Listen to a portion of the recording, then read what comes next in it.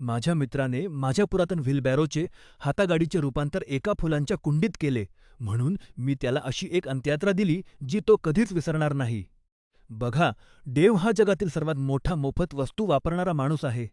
तो एक जास्त कमाई करणारा रिअल इस्टेट एजंट आहे, पण तो माझ्या घराला एखाद्या मोफत भाड्याच्या दुकानासारखा वागवतो. त्याने 1 वर्षापूर्वी माझा कार्पेट क्लीनर उधार घेतला होता. तो अजूनही परत आला नाही. एक इन्फ्लेटेबल मॅट्रेस, तो फाडला आणि कधीच बदलून दिला नाही. त्यानंतर त्याने एका छोट्याशा कामासाठी माझी स्टीलची व्हीलबॅरो मागितली.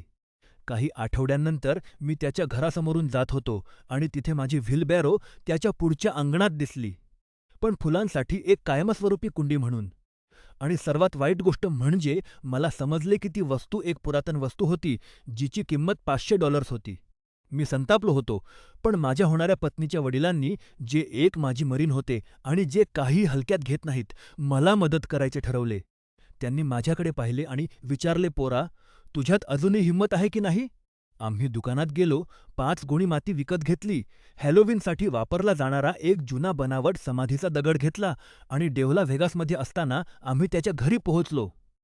आम्ही फक्त व्हीलबॅरो परत घेतली नाही, आम्ही त्याची झाडे रिकामी केली, ती व्हीलबॅरो जिथे होती तिथेच त्यावर माती ओतली, ती सपाट केली आणि बरोबर मध्यभागी तो समाधीचा दगड लावला. मी त्याच्या पुढच्या अंगणात एक बनावट दफन स्थळ तयार केले. जेव्हा डेव्हने अखेर मला मेसेज करून विकृत माणूस म्हटले, तेव्हा मी फक्त उत्तर दिले, हो. मला वाटते आता त्याने माझ्या वस्तू उधार घेणे कायमचे बंद केले आहे.